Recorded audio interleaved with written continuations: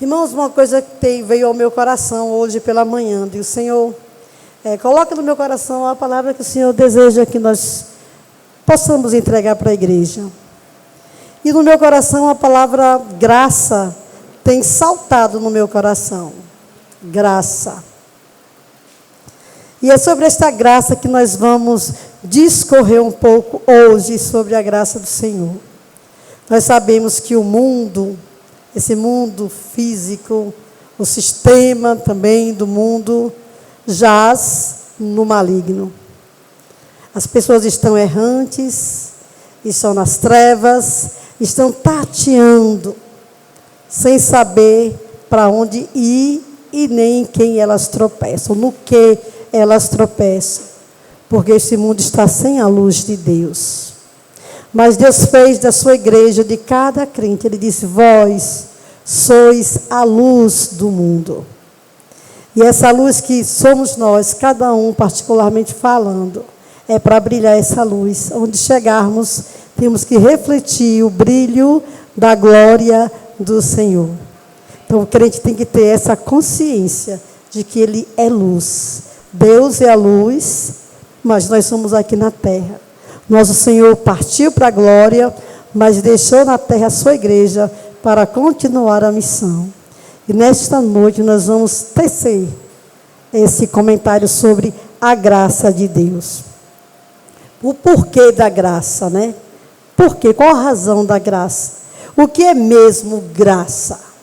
Certo?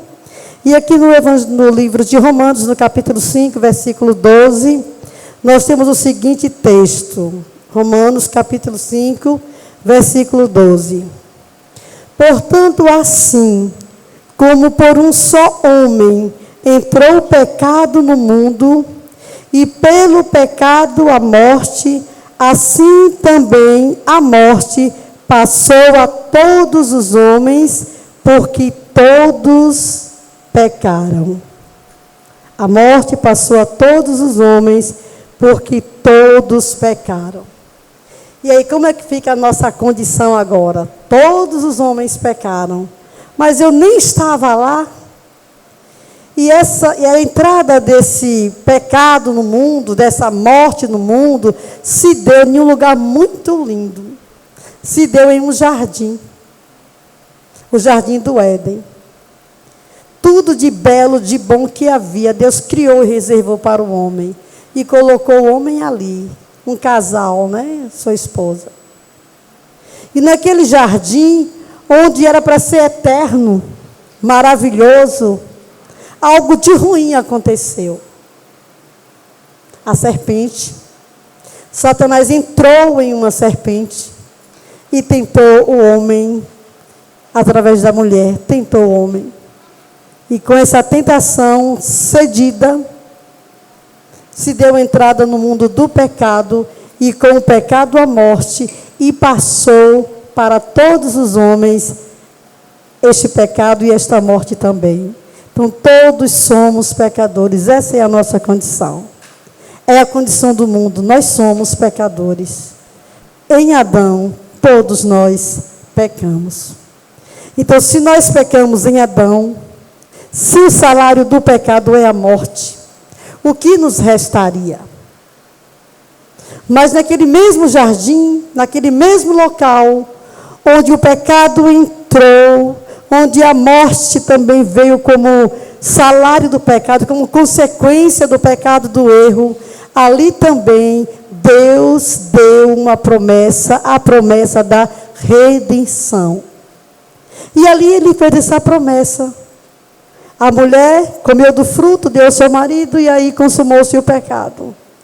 Mas o Senhor falou para aquela mulher, e falou para aquela serpente, que da semente da mulher, da semente na mulher, nasceria um que esmagaria a cabeça da serpente, que simboliza Satanás, que é Satanás.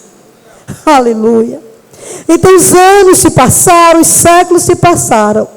E a expulsão daquele homem, daquela mulher do jardim, para trabalhar agora a terra com dureza, porque eles agora teriam espinhos, cardos, abrolhos. Eu estava aqui com as meninas catando umas pedrinhas para essa decoração. Quando eu fiz isso, que eu peguei alguma coisa no chão, eu senti a mão encher de espinhos e queimar como fogo. Aí eu falei, o que é isso? Aí Tainá foi ver o que era e botou no Google. Era um pé de cansanção aqui do lado. Certo? Cansanção, espinhos e abrolhos também é consequência do pecado. Agora a terra não daria mais essas flores tão lindas, elas seriam espinhos. A terra agora seria dura, o homem teria que lavrar com dureza para plantar e colher o seu pão. Quando no jardim isso era espontâneo. Espinhos agora iriam ferir o homem. Abrolhos, cardos, como consequência do pecado. Porque agora o homem, esse casal, estava fora da graça. Deus deu tudo do melhor. Detalhe, em toda viração do dia, o Senhor vinha conversar com eles no jardim. Então eles tinham comunhão com o Senhor. Eles conheciam a Deus, eles ouviam a sua voz, eles estavam em estado de pureza, em estado de inocência, em um belo jardim. Então, o que eu quero dizer com isso? Agora que nós herdamos essa condição de pecadores, ninguém gosta de ouvir, você é pecador. Antigamente as pregações diziam assim, olha, você que é pecador, você precisa de um Salvador, confessar os seus pecados. Mas a pregação mudou, todos precisam de Deus, vem à frente e tal. Mas nós temos que falar que o pecado é um câncer. O pecado é a chaga deste mundo, o pecado fede, cheira mal as narinas de Deus. E logo depois da saída, da queda do homem, Adão tem filho, o filho mata o irmão por causa da inveja. Os homens começam a se multiplicar. E o pecado é tão grande, encheu toda a terra, que Deus em seu coração pesou. Ele disse, o meu coração está pesado. Na nossa linguagem seria, eu me arrependi do que eu fiz. Então Deus pesou no coração e disse, eu vou desfazer toda a vida que eu fiz, tudo que há fôlego, eu vou tirar sobre a terra. Vou acabar com o homem que eu criei. Mas ali naquele meio daquele caos, ele viu um homem que temia ao Senhor, que temia a Ele. Então ali estava aquele homem justo, que temia o Senhor no meio daquela geração corrompida e perversa. Ele viu alguém que buscava o Senhor. Ele disse, eu não posso destruir o justo com o ímpio. Não posso. Então Deus dá a revelação e manda que Noé, esse homem justo, construa uma arca. Com um detalhe, naquela arca só entraria a família de Noé. Porque nem mesmo a pregação de Noé eles receberam para se arrepender e poder entrar na arca. E você já conhece a história. O dilúvio veio sobre a terra e só aquela família se salvou. Mas o problema também não foi resolvido.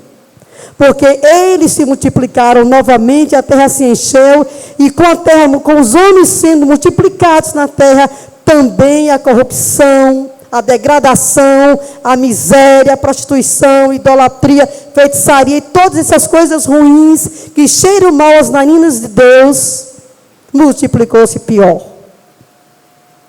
Aí Deus resolve destruir Sodoma e Gomorra e continua a mesma coisa, não resolveu o problema da humanidade. Deus chama Abraão, faz uma promessa e começa um novo povo com Abraão. O povo da promessa, o povo escolhido, o povo que Deus escolheu para revelar a salvação à humanidade. E esse povo também se corrompeu. Nós falamos hoje aqui na classe que eles adoraram a criatura no deserto, ao invés do Criador. Construíram um bezerro de ouro para adorar e dizer que estes deuses nos tiraram do Egito, sabendo que com mão forte e poderosa, Deus os havia tirado de lá. olharam para Deus e desconheceram e zombaram com essa atitude de idolatria, adorando a criatura em lugar do Criador. E continuou por séculos, por séculos. E Deus resolve silenciar. E por 400 anos, ninguém falava, Deus não falava com ninguém. Deus não falava com ninguém. Aí a corrupção se multiplicava cada vez mais. Aí de repente, aparece João Batista pregando a mensagem que tem que ser pregada hoje em todos os lugares que um cristão estiver. A mensagem do arrependimento dos seus pecados. Para que venham os tempos do refrigério. E aí começa toda aquela história. João aparece. Pouco tempo depois, Jesus, já nascido, já adulto, é batizado por João e começa também a sua obra de pregar o Evangelho. De pregar a mensagem do arrependimento. E começa essa obra. E aqui em Tito, no capítulo 2, versículo 11, diz o seguinte: porque a graça de Deus se manifestou salvadora, trazendo essa mesma salvação a todos os homens. Em Cristo, a graça de Deus se manifestou salvadora, trazendo a bênção, os benefícios da salvação. Aí começa o que? Agora vem a graça. E é com essa graça. Graça quer dizer o favor. Não é o meu mérito, é o meu favor. É o favor de Deus para a minha vida. É o favor. Deus fez o favor de nos salvar. Aleluia. Eu vou dizer novamente, Deus fez o favor de nos salvar. Deus fez o favor de nos salvar. Nós éramos condenados, escravos do pecado, condenados à morte. E a morte é eterna. Mas Ele fez o favor de nos salvar, enviando seu Filho, nascido de mulher. Aleluia, cumprindo a promessa feita onde? No jardim do Éden, no comecinho do tempo, fez aquela promessa lá, e estava ali agora Jesus, a graça de Deus. Jesus é a graça de Deus para a salvação, e essa graça não é só apenas para a salvação, mas ela tem 1000 facetas. É a multiforme graça de Deus. A graça de você vencer as lutas e enfrentar os problemas convicto na sua fé em Deus, sem você vacilar. Isso é graça. Experimente passar com um carro sem amortecedores em uma estrada de buraco. Ninguém consegue. Vai até vomitar de tanto buraco. Mas se você tem a graça, são como amortecedores novinhos em folha para uma estrada esburacada. E é isso que o pecado faz, buracos na alma, buracos na alma, buracos na alma. E esses buracos, essas feridas se chamam pecado, de toda e qualquer natureza. Então a graça de Deus se manifestou salvadora, trazendo essa mesma salvação e benefícios a todos os homens. Está aí a graça. Pela graça sois salvos. Por meio, o meio é a fé. Você tem que crer. Por meio da fé. Isso não vem de nós, de mim nem de você. Mas é dom de Deus, presente de Deus para a humanidade. A graça de Deus. Mas não apenas receber a graça, eu sou salvo. Mas aí nós temos uma caminhada como salvo. E aqui em Tito, no capítulo 2, no mesmo capítulo, versículo 12, diz assim: que essa graça se manifestou salvadora, educando-nos, ou seja, ensinando-nos a nós, para que, renegadas a impiedade e as paixões mundanas, vivamos neste século, sensata maneira aqui, ó, sensata, justa e piedosamente, aguardando a bendita esperança, a manifestação da glória do nosso Deus, grande Salvador, Jesus Cristo. Então não é apenas você receber Jesus como Salvador, mas agora que está aqui um ensino. A graça educa, a graça ensina, a graça mostra que nós devemos renegar, ou seja, renunciar à impiedade. Impiedade é tudo que é contrário à santidade. Renegar a impiedade e as paixões mundanas, tudo que é do mundo, os prazeres, as orgias, os vícios, idolatria, feitiçaria, prostituição, de todas essas coisas, são coisas do mundo, são as paixões mundanas que vivem nas pessoas que ainda não receberam Jesus. Então, essas paixões mundanas, temos que renegar, renunciar, e devemos viver neste presente século de forma sensata, justa e piedosa. Então, isso fala de comportamento, isso fala de como eu devo andar, como eu devo proceder, porque eu estou provando, eu estou não só experimentando esta graça, como vivendo conforme a graça. Nós falamos que o mundo tem um padrão, ele tem uma forma, e essa forma do mundo, que é conforme as paixões do mundo, essas coisas todas, não procede de Deus, vem do maligno. Nós falamos isso ontem aqui com as mulheres, a forma do mundo. Mas o padrão de Deus, a forma de Deus é essa aqui. Temos que viver de forma sensata, ou seja, eu tenho que ter bom senso naquilo que eu faço, naquilo que eu escolho, naquilo que eu devo, como eu devo proceder, como eu devo fazer, qualquer coisa, eu tenho que pesar. Aqui está, irmãos, aqui é o equilíbrio, aqui é a medida, aqui eu tenho que aferir o meu peso aqui, porque isso aqui nos nivela. E tudo aquilo que não está de conformidade com a palavra de Deus, eu tenho que renegar, porque eu sou salva. Eu recebi a graça como benefício. Eu fui livre da condenação eterna. Então, eu preciso viver nesta consciência de que eu sou salvo. Então, se eu sou salvo, eu não posso estar amando o mundo. 1 João, acho que é 2,15, diz assim, olha, não ameis o mundo. Mundo sistema, não é a natureza, é o sistema. Não ameis o mundo, nem o que no mundo há. 1 João 2,15. Se alguém amar o mundo, o amor do Pai não está nele. Porque tudo que há no mundo, a cobiça dos olhos, a cobiça da carne, a soberba da vida, não procede do Pai, mas do mundo. E quem vive assim não pode agradar a Deus. E se queremos viver a nossa vida de salvo, de crentes salvos, de pessoas salvas, remidas, que está aguardando, aqui versículo 13 de Tito 2, aguardando a bendita esperança, a manifestação da glória do nosso grande Deus e Salvador, Cristo Jesus, nós temos que deixar o padrão do mundo e viver o padrão bíblico, o padrão divino para as nossas vidas, que tem o nome de santidade, convém à igreja.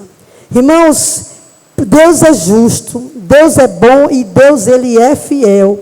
Um homem só pecou, nós lemos aqui, por o pecado, né, de um homem só, entrou no mundo, né, isso por o pecado de um só. Mas também Jesus entra como o segundo Adão, para tirar o pecado do mundo. Foi João que disse, quando Jesus se aproximou para ser batizado, ele mostrou para a multidão, olha, eis aqui o Cordeiro de Deus, que tira o pecado do mundo. Jesus era o Cordeiro que Deus proveu no início do mundo para a nossa salvação. Estava ali, na pessoa de Jesus Cristo, o Cordeiro que seria sacrificado na cruz do Calvário. Então, aqui está, nós temos que passar, ou passamos, os cristãos já salvos, eles passaram do pecado, da condição de pecador, para a condição de salvo. Vamos ler aqui Efésios 2, a partir do primeiro versículo, que diz, Ele nos deu vida, Jesus, Ele nos deu vida. Olha a nossa condição de outrora. Estando nós, mortos nos vossos delitos e pecado, nos quais andaste outrora, segundo o curso deste mundo, ou padrão, segundo o príncipe da potestade do ar, Satanás, do espírito que agora opera ou atua nos filhos da desobediência, entre os quais também todos nós andamos outrora. Não tem ninguém que não andou nesse mundo. Segundo as inclinações da nossa carne, fazendo a vontade da carne, dos pensamentos, e éramos por natureza filhos da ira, como também os demais ímpios. Mas Deus, rico em misericórdia, por causa do grande amor com que nos amou, estando nós mortos em nossos delitos e pecado, nos deu vida, juntamente com Cristo, pela graça sois salvos, aleluia, e juntamente com Ele, olha que a promessa, nos ressuscitou e nos fez assentar nos lugares celestiais em Cristo, para mostrar nos séculos vindouros a suprema riqueza da sua graça em bondade para conosco em Cristo Jesus, porque pela graça sois salvos por meio da fé. Isso não vem de vós, é dom de Deus, não vem de obras, para que ninguém se glorie, pois somos feitura sua, criatura dele, criados em Cristo Jesus para as boas obras, aos quais Deus de antemão preparou para que nós andássemos nela. Versículo 10. Então está aí o cuidado de Deus. Deus não é injusto. O homem pecou, o pecado entrou no mundo, mas Ele prometeu a redenção e assim Ele cumpriu. Agora, essa salvação, para ela ser, de fato, ela se consumar na minha vida e na sua vida, nós temos que permanecer na salvação, nesta graça. Ah, mas está tão difícil a vida. Ah, eu não estou aguentando, não dou conta disso aqui não. Você tem a graça, lembre, você tem a graça. Você tem a graça para enfrentar os problemas e não sair da sua posição. Porque você tem um Deus, o Deus que te amou de tal maneira, que deu seu único filho para morrer por mim e por você, o Cordeiro de Deus, Ele está com você. E foi essa graça que te alcançou. Amém? Amém? Pois bem, então nós sabemos que todos nós somos pecadores, caídos da graça de Deus, mas Ele providenciou essa salvação para que nós andássemos nela. Então, tudo que há no mundo, então nós temos que pensar, como eu estou vivendo? Aonde eu chego? Será que eu estou refletindo o brilho da glória do Senhor? Será que as pessoas me conhecem? Irmãos, atitudes, ações, falam mais do que 1000 palavras. Um gesto pode se conquistar uma pessoa. Um sorriso, uma atitude de você ajudar alguém a passar, atravessar a rua. Coisas comuns conquistam pessoas. Atitudes falam muito mais do que 1000 palavras. Então, nós não podemos viver de maneira insensata neste mundo. Nós temos que viver de maneira sóbria, justa e piedosamente. O mundo não pode nos ter. Nós estamos no mundo para cumprir uma missão. A mesma que Jesus teve aqui na terra. Ele teve um ministério de 3 anos e 40 dias. Vamos assim dizer, né? Depois da ressurreição, ele passou 40 dias na terra quando ele foi assunto aos céus. Mas ele também não deixou a igreja dele desamparada. Ele também fez uma promessa para a igreja. Ele disse, olha, eu subirei, eu vou, mas eu enviarei o Consolador para que estejam com vocês todos os dias da sua vida. Vai estar com vocês o Espírito Santo. O Espírito da verdade, que o mundo não pode receber porque não conhece, mas vocês receberão. E é esse Espírito da graça, porque é o Espírito Santo, ele é o Espírito da graça, é ele que habita em nós. E não podemos perder essa consciência de que o Espírito Santo habita em nós e é santo. Aleluia. E uma vez que ele é santo, ele não vai tolerar o pecado. Então, tudo quanto na sua vida você perceber que não está de acordo com o padrão bíblico de uma vida cristã, você tem que renegar. Porque Deus está vendo que você percebeu. E nós falamos aqui hoje na classe, todos os homens, todos nós, somos indesculpáveis diante de Deus. E até mesmo aqueles que nunca ouviram falar do Evangelho, eles também são indesculpáveis diante do Senhor. Como assim? Eles não conheceram a palavra? Mas Deus, quando criou o homem, Ele colocou dentro dele a consciência do bem e do mal, do certo e do errado. Todo homem, toda mulher, toda criação sabe o que é certo e o que é errado. E a consciência pesa. Nós temos um juiz do qual nós não podemos fugir. porque é a nossa própria consciência. Então, Deus colocou aí dentro, porque Ele sabia que o homem facilmente esqueceria. Agora, por que as pessoas erram tanto, se elas tinham consciência do certo e do errado? Pararam para pensar? Por que se erra tanto? Até mesmo cristãos que conhecem a palavra. Por que erramos tanto? E muitas vezes. Porque a nossa natureza foi corrompida. Mas nós temos o quê? O Espírito Santo para nos ajudar nas nossas fraquezas. Irmãos, e uma vida de vitória, de santidade, só é possível mediante a comunhão com o Senhor. E comunhão só se tem através da leitura da palavra, da meditação. Não é apenas ler um versículo e deixar para lá. Mas meditar, pensar. Eu disse para a classe hoje que é bom a gente levantar perguntas, né? Ler um texto, levante perguntas. Quando você pergunta por quê, para quê, de onde, como foi e tal, você abre janelas para você entender. Por que disso? Você vai ficar pensando. Você vai encontrar uma resposta. Ou Deus vai falar ao seu coração, ou vai usar alguém para te dizer, mas você não fica sem resposta. Então pense, como está a sua vida? Se Deus nos chamar hoje, como estamos para nos apresentar diante do Senhor? Tito fala que nós estamos aqui aguardando a bem-aventurada esperança da volta do Senhor. Podemos esperar Jesus voltar, como também podemos partir antes da sua volta. E nós temos que estar preparados para esse momento. Porque depois, irmãos, depois da morte, segue-se o juízo e não há mais nada que se possa fazer. E eu vou falar aqui uma coisa para vocês. Eu não sei quantos vieram da igreja católica. Isso é uma igreja, eu respeito. Mas digo para vocês uma coisa. A Bíblia que eles têm, nós temos a mesma Bíblia. E quero dizer para vocês. Está na palavra do Senhor. O único mediador entre Deus e os homens é Jesus Cristo, o homem. A única pessoa que pode estar entre mim e Deus é Jesus Cristo. E o que eu quero dizer com isso? Que eu não preciso de imagens, de esculturas. Eu não preciso de deuses deste século. Eu só preciso do meu Criador, do meu Deus que me criou. Você só precisa do seu Criador, do seu Deus que te criou. Então a religião, ela ata fardos pesados nas pessoas.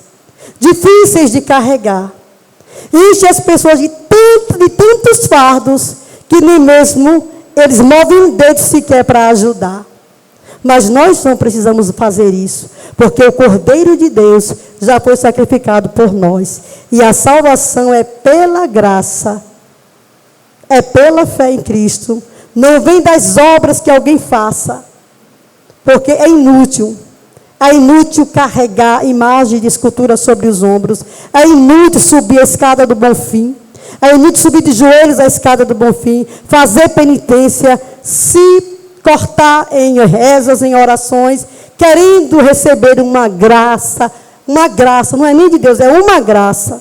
Porque entre Deus e os homens, o único mediador é Jesus Cristo, o homem. Então a igreja esconde essa doutrina que é perfeita e poderosa para a salvação, e ata fardos pesados, difíceis de carregar, e além do mais, condena esta vida, essas almas, ao inferno. Essa é a realidade. Eu disse para o motorista de Uber, que me trouxe outro dia, falou assim, você é cristã? Eu digo, eu sou evangélico. Ele disse, não, eu sou cristão. Eu digo, eu também sou. Eu sou evangélica, eu sou cristão. E eu sou salvo em Cristo. E só para dizer, então você é evangélica, então você é protestante. Eu digo, também sou. Então você protesta contra a palavra de Deus, homem se exaltou. Motorista de Uber, viu? Você protestou contra a Bíblia. Eu digo, não, você não entendeu nada do protestantismo. Sabe o que é o protestantismo? Já leu sobre a reforma protestante? Por que da reforma? Quer que eu te diga? Vai pesquisar 95 teses, Martinho Lutero, padre católico, colocou na porta da igreja para discutir, porque ele entendeu que a salvação é pela graça. Livro de Romanos aqui, ó. Livro de Romanos. O padre se converteu com o livro de Romanos, Martinho Lutero. Temos já 500 anos de reforma. Ele colocou lá, expôs para todo mundo. 95 teses. Missa de sétimo dia, missa de corpo presente, indulgência, venda de objetos, cruz de Cristo. Aqui está as lascas da cruz de Cristo, que de tanta lasca eu acho que não construiria outro mundo. Certo? O manto de Maria, de Verônica, que cobriu a face de Cristo. Gente, tanta bobagem. E outra coisa mais, olha, você vai dar aqui uma moedinha. Gente, eu li isso. Isso está na biblioteca, você pode pesquisar. Quando essa moedinha cair aqui dentro, lá da igreja católica, cair aqui dentro, a alma pula do purgatório. Sai do limbo. Gente, onde está na Bíblia, essas coisas não existem. Então a igreja não prega a verdade. Pode pregar até o amor, coisas boas, mas ela esconde essa verdade. E com essa verdade as pessoas estão presas na escuridão. As pessoas adoram as criaturas ao invés do Criador. Canonizam pessoas e fazem preces para ela. Para a criatura igual a mim, igual a você. Somente ao teu Deus adorarás e só a Ele prestarás culto. Jesus falou para Satanás. Então se ensina o contrário. Para cada situação tem um Deus. O Deus do cego, o Deus das dívidas, o Deus disso aqui, daquilo outro. Para cada situação tem um Deus. Não existe isso na Bíblia.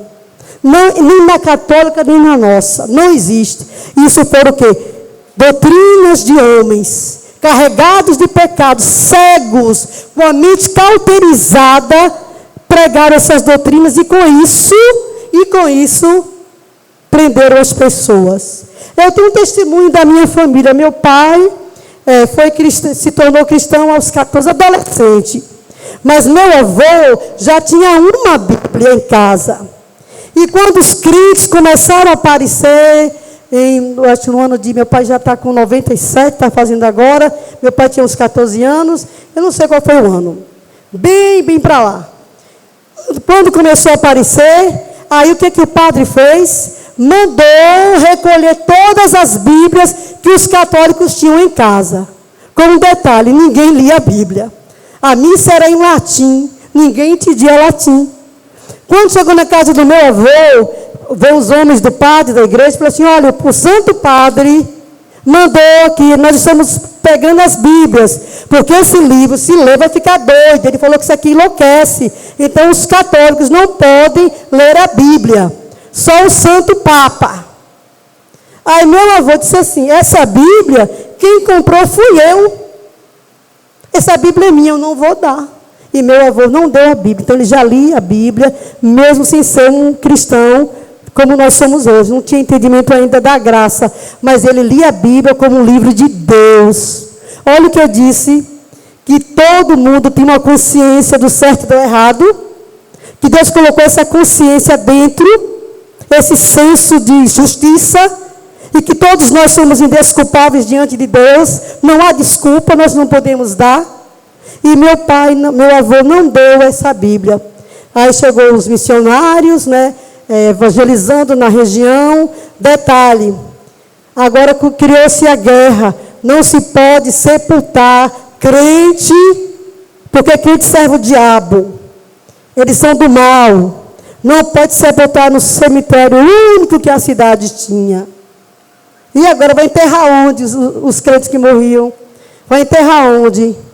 Minha avó comprou um campo e fez um cemitério. E colocou uma placa assim: aqui se sepulta crente, descrente, prostituta, qualquer pessoa pode sepultar aqui que morrer. Entenderam a guerra? Então assim, por quê? Porque chegou a luz, chegou a verdade, incomodou as trevas. E o que tem que ter coragem de dizer isso com amor, mas tem que falar. Porque se nós não falarmos, o povo se corrompe. E Deus vai pedir a gente, vai pedir conta. Nós vamos prestar contas diante de Deus.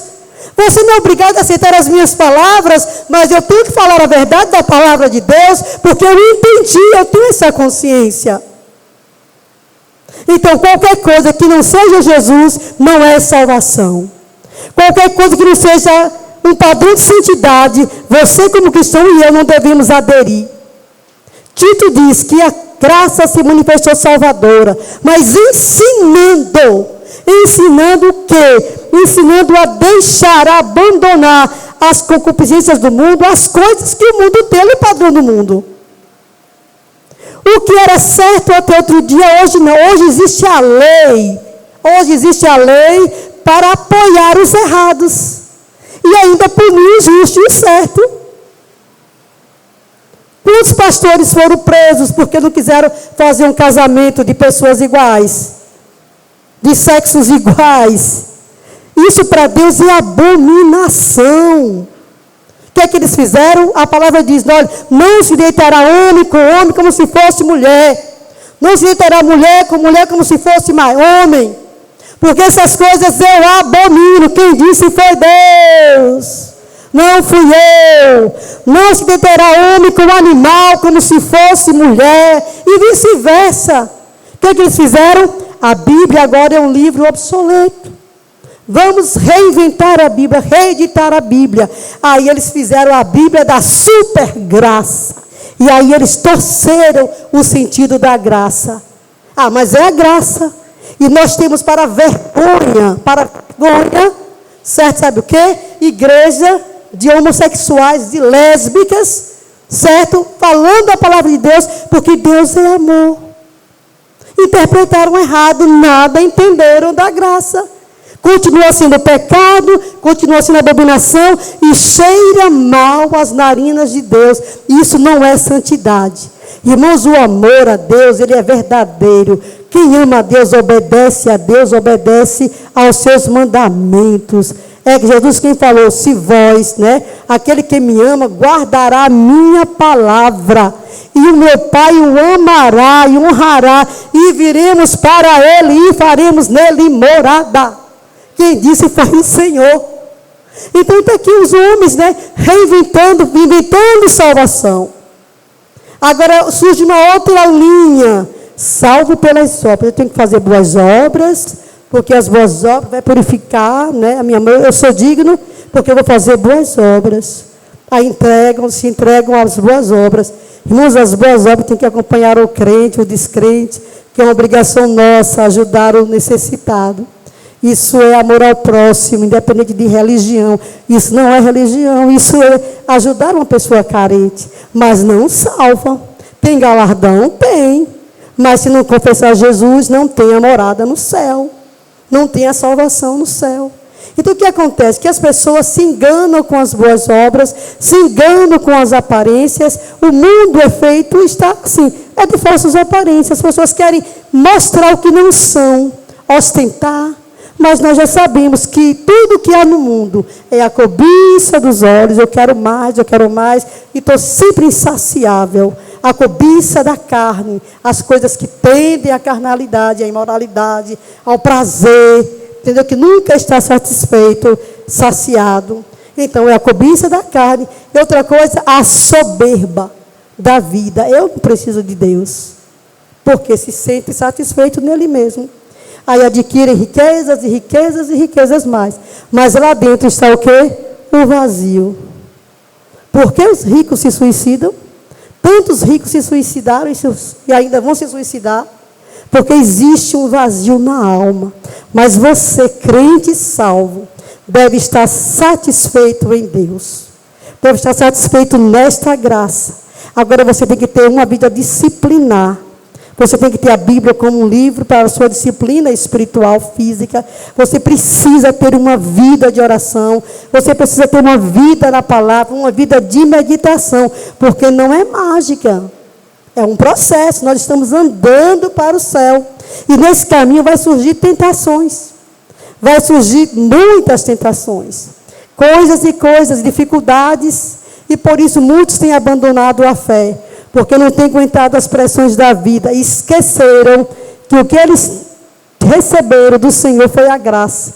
Aí não entenderam a graça. A graça é multiforme.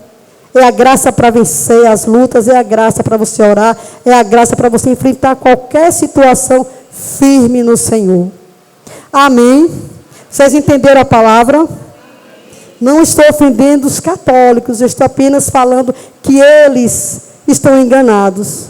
E quando alguém começa a ler a palavra, muda, porque vai compreender. Então, nós devemos orar para que o véu seja tirado dos olhos, né? Tirado o engano do coração. E eles não percam, porque tem muitos católicos tão bons, pessoas boas, que praticam boas obras, né? Que ajudam as pessoas, são fiéis naquilo que fazem. Mas, infelizmente, ainda estão com o véu sobre os seus olhos, porque o chefe, né? No caso, o seu líder espiritual, não lhes abriu a verdade. Nós temos uma querida irmã em Cruz das Almas. Ela veio da igreja católica também. Aí ela perguntou ao padre algumas coisas, que ela começou a estudar a Bíblia, e estava na igreja arrumando tudo, era tipo uma espécie de ajudante do padre, eu não sei como é que diz o nome. Vivia na igreja o tempo todo, era uma carola mesmo. Quando ela questionou ao padre sobre missa, disse, as coisas que eu já falei aqui, o padre disse assim: minha filha, você já está bem evoluída, você procure uma igreja evangélica, viu? Padre, porque isso é verdade, padre, tem que fazer assim. Ele disse, mas eu não posso pregar isso, porque eu recebo de Roma. Ele tinha bula papal, ele não podia pregar outra coisa. Mas você pode ir para uma igreja evangélica que mandou. E ela foi para a nossa igreja lá em Cruz das Almas, e contou esse testemunho. E tudo mais, irmãos, salvos pela graça, por meio da fé, não é o seu sacrifício, nem o meu. O sacrifício perfeito já foi feito. Agora, o meu sacrifício agora é andar em retidão, é andar na luz desta palavra. Eu quero as horas aí, alguém me dê? Eu quero andar na luz desta palavra. Mas e se eu pecar? Se acontecer alguma coisa na minha caminhada e eu pecar, o que é que eu vou fazer? Tem solução? Tem. Jesus disse assim, João disse assim, olha, filhinhos, chamou de filhinhos, que era o apóstolo do amor. Filhinhos, não pequeis. Mas, se alguém pecar, porque nós somos falhos, mas se alguém pecar, nós temos um advogado para com Jesus Cristo, o justo, para com o Pai. Jesus Cristo, o justo. Então, você vai a Ele, confessa para Ele, arrependido de fato, confessa o seu pecado, deixa de praticar e está resolvido. Viu que tem remédio? Agora, se peca hoje, eu tenho vergonha de confessar. Ou então, não abandona. Aí vem mais outro, porque um abismo chama outro abismo. Aí vem mais outro. Aí cauteriza a mente. Então, ele vai se tornar uma pessoa agora insensível. Então, não vai sentir que aquilo está errado. É o que acontece no mundo, a inversão de valores. O que era errado antigamente, agora é certo. E nós somos processados se fizermos diferente, está entendendo? Se nos posicionarmos contra em certas situações. Temos que ter cuidado até com o que a gente fala. Mas eu quero dizer para vocês que ainda que não são cristãos, eu não sei se todos são cristãos, mas a igreja ama os pecadores, porque nós também somos, só que somos redimidos. Fomos salvos, entendemos o Evangelho. E a igreja tem essa missão de evangelizar, de falar a palavra, de levar a palavra para que venha o pleno conhecimento da verdade. Este é o papel da igreja. Pregar as boas novas de salvação e mostrar a verdade. E conhecereis a verdade, Jesus disse, e conhecereis a verdade para um religioso, viu? E conhecereis a verdade, e a verdade vos libertará. Ele estava falando dele mesmo, que é a verdade que liberta. Amém?